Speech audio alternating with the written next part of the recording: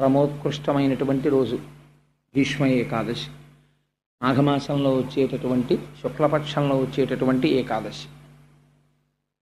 ఈనాడు భీష్ముడు పరమాత్మలో సాయుధ్యం పొందినటువంటి రోజు. భాగవతంలో భీష్ముడు చేసినటువంటి స్థుతిని మాత్రమే వివరించారు పాండవులు. మొన్నటి రోజున మీకు కుంతీదేవి శ్రీకృష్ణ భగవానుడి ప్రార్థన చేసిన ఘట్టాన్ని వివరించాను.